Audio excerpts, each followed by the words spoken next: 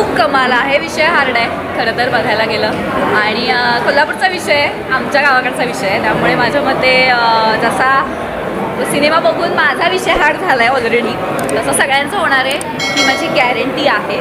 त्यामुळे उद्यापासून थिएटरमध्ये लागणार आहे विषय हार्ड आणि कमाल कामं झाली आहेत. म्हणजे मी सांगू शकत नाही. माझ्या मित्राचीच फिल्म आहे.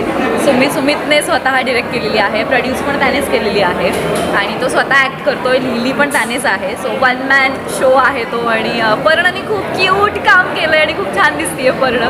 माझ्यामध्ये कोल्हापुरी तिने पहिल्यांदा बोलली आहे, त्यामुळे मजा आली मला.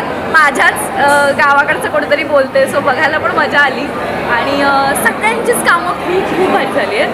आणि नेमका काय विषय हार्ड आहे हे खरं तर शेवटपर्यंत नाही समजत, पण कळेल तुम्हाला की जशी फिल्म तुम्ही बघत जाल तेव्हा तुम्हाला कळेल की काय विषय हार्ड आहे नेमका. सो मला तर खूप खूप खूप आवडली आहे, खूप आवडली. 5 पैकी किती स्टार्स देशील? अरे 5 आउट ऑफ 10 माझ्यामध्ये. इतकी कमाल फिल्म आहे आणि मराठी मातीतली आहे. माझ्यामध्ये आपण थोडं ग्रामीण भागचा विचार केला तर ग्रामीण भागाचा खूप वापर केलेला आहे, भाषेचा आहे आणि कोल्हापुरी लँग्वेजचे पण काही काही शॉर्ट्स त्याच्यात आहेत की जसे त्यांनी प्रमोशनसाठी यूज केले होते.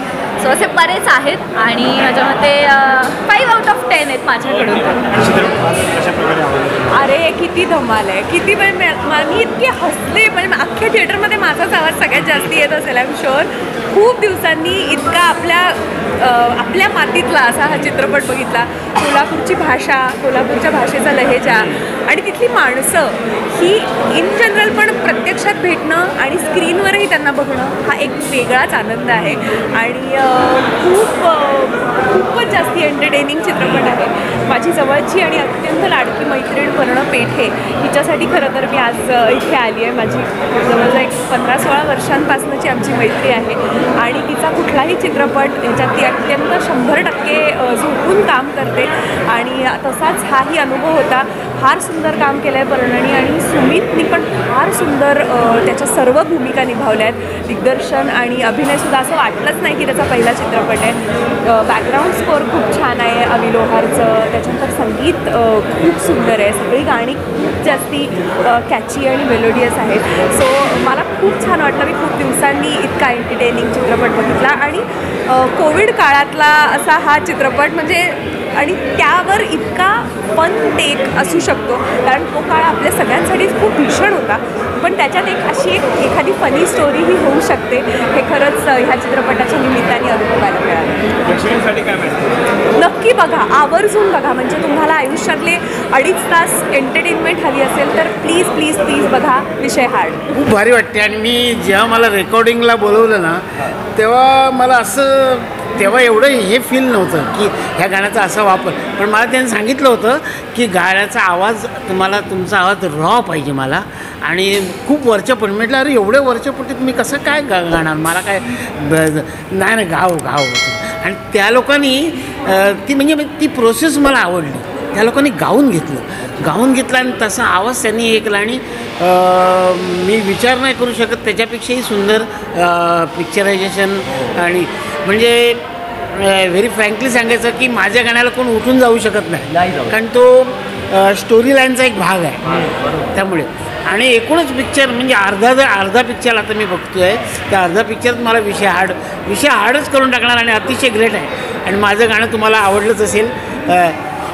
लपेटून बसली दुनिया भयाचं हे धुक तकामका आत बघती राया एकमेका लोक कोण कुणा बोले नात गाव झालं मुक राऊळात जमला मेळा डोळ्यामंदी प्राण गोळार भळाल देवा बळ करा या दाऊल चांग भल नाव करा या दाऊल भक्तांचा हात धरा या दाऊल धावता धावर या बरं का एकदम विषय हाड करूया. हे कोल्हापूरचा पांढरा रस्सा याच्यामध्ये एवढा मिक्स झाला आहे तर प्रेक्षकांना काय सांगा? प्रेक्षकांना मी असं सांगतो की एका नवीन उमद्यात निर्मात्याचा दिग्दर्शकाचा एका कलाकाराचा एक फार मोठा चांगला प्रयत्न आहे आणि त्याच्या प्रयत्नानं सगळ्यांनी थिएटरमध्ये जाऊन हा पिक्चर बघावा आणि त्यांना तुम्ही खरंच तुमचे आशीर्वाद हे सर्वात महत्त्वाचे आहेत, तुम्ही द्यावेत असं मला वाटतं. सर, या चित्रपटाच्या व्यतिरिक्त आपलं एक गाणं होतं जे अजय अतुल सोबत खूप वाजलेलं आहे, जाऊदेना बाळासाहेब या चित्रपटामध्ये गाणं होतं डॉल्बीवाल्या. हो. आणि या गाण्याचा वापर हिंदी सिनेमा सृष्टीवाल्यांनी Yes, केलेला yes, आहे yes, या yes. चित्रपटामध्ये. तर मराठी चित्रपटाचं कलाकाराचे जेव्हा गाणे एवढ्या गाजावाजा आणि ते पण एवढ्या चांगल्या लेवलवरती होतं, तर ते कसं तुम्हाला दिसतं आणि कशा प्रकारचं ते सेलिब्रेशन तुमच्या मनात होतं त्याच्याबद्दल थोडंसं. नाही, त्या गाण्याचं म्हणजे मी पूर्वी शाहीर निवृत्ती पवारांचं काठीने घुंगडे हे गाणं गायलं होतं आणि ते त्यांना आवडलं होतं. मला अजयजी नंतर म्हणाले पण की आम्ही जेव्हा काहीच आमचं नाव नव्हतं, काय नव्हतं, आणि तेव्हा आम्ही ठरवलं होतं की जेव्हा कधी आपण संगीतकार होऊ ते ह्या गाण्याचा ह्या माणसाचा आपण विचार करू. आणि माझं लक की मी रिटायर झाल्यानंतर वयाच्या 60व्या वर्षी मी गाणं गायलेलं आहे. आणि म्हणजे तोपर्यंत असं वाटलं नव्हतं मी गायक म्हणून पुढे येईल, पण खऱ्या अर्थाने गायक 60व्या वर्षानंतर झालो आणि मला खूप बूस्ट मिळाला. आणि थँक्स टू अजय अतुल. आणि अर्थात तुम्हा सर्वांचेच आभार आहे. जेव्हा ॲनिमल चित्रपट पाहिला असेल तुम्ही, तर जेव्हा आपलं गाणं एवढ्या मोठ्या पडद्यावरती एवढ्या मोठ्या कॅनव्हासवरती बघितलं आणि स्पेशली रणबीर कपूर सारखा हो. त्या सिनेमामध्ये आहे, तर कशा प्रकारचं ते यमक जुळून आलेलं थोडंसं त्याच्याबद्दल तर नाही, त्याबद्दल ॲक्च्युली विशेष मला माहिती नाही आहे त्याबद्दल, त्यांनी कसं घेतलं आहे. आणि मी पण जास्त काही विचारलं नाही त्यांना.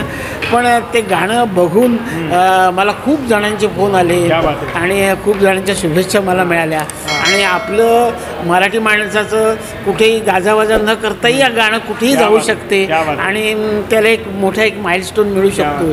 हे म्हणजे मला खूप आनंददायी आहे वाटतं. सर, तुम्हाला तर आम्ही 2 ओळी गायल्याशिवाय सोडणार नाही. तर 2 वेळी डॉल्बीवाल्याबद्दल तर झालंच पाहिजे.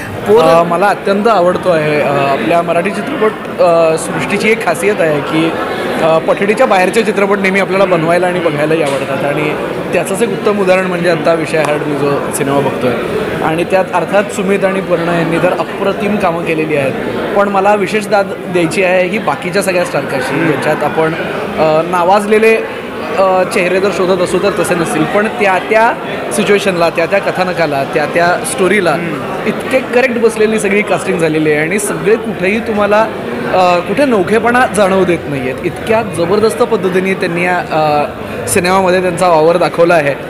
हसून हसून आमची पूर्णपणे वाट लागत होती.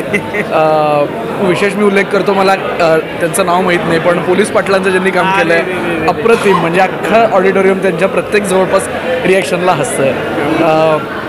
आणि अशा पद्धतीचे सिनेमे आपल्याकडे अजूनही बनतात. अजूनही अरे अमुक हिरो असला पाहिजे किंवा हे असलं पाहिजे किंवा त्याचं बजेट असलं पाहिजे किंवा व्हिज्युअल्स असले पाहिजे, अशा ह्याच्यामागे न जाता चांगली गोष्ट सांगितली पाहिजे असं अजूनही आपल्या सिनेसृष्टीचा हट्ट असतो. हे अशा पद्धतीचे सिनेमे बघून मला खूप अभिमानास्पद वाटतात. सगळ्यांची कामगिरी कशा प्रकारे अप्रतिम कामं सगळ्यांची झाली आहेत. आणि खूप नॅचरलिस्टिक ॲक्टिंग आहे, पण तरी एंटरटेनिंग आहे. खूप अवघड असतं, मोठ्या कलाकारांना हे कधी कधी जमत नाही, पण हे सगळेच इतक्या सहजपणे काम करत आहेत. आणि आय थिंक सुमितलाही दाद दिली पाहिजे, कारण लेखन, दिग्दर्शन या सगळ्यांकडनं हे सगळं ॲक्टिंग त्याच्याकडनं काढून घेणे, हा अभिनय काढून घेणे, हे सुद्धा दिग्दर्शकासाठी खूप महत्त्वाचं असतं. आणि पर्ण तर जबरदस्तच असेल अगदी. म्हणजे तिच्या पहिल्या फिल्मला मी असिस्टंट होतो, त्यामुळे तेव्हापासून मी तिचं काम बघतोय. त्यामुळे अर्थात तिच्यासाठी मी बघायला आलो, बाकी सगळ्यांमुळे एन्जॉय केलं. प्रेक्षकांसाठी काय मेसेज असेल? प्रेक्षकांना वेगळं आव्हान करायची काही गरज नाही आहे. कारण चांगले चित्रपट असतील, चांगल्या आशयाचे चित्रपट असतील तर आपण नक्कीच ते आवर्जून ते बघतो आणि तसंच सगळे हा चित्रपट बघतील याची मला पूर्ण खात्री आहे. जमली येशीवरती चर्चा बोरिंग झाली, चल र भावड्या पार्टीला मग पारावरती आली, टपरी माग रिसली क्वार्टर, भावड्याला मग बसला स्टार्टर, चल र पिंट्या मिटवू आपल्या डिस्को डान्सिंग खाजेला, डॉल्बीवाल्या बोलावं माझ्या डीजेला डॉल्बीवाल्या बोलावं माझ्या डीजेला. खूप खूप धन्यवाद सर. Thank you so much.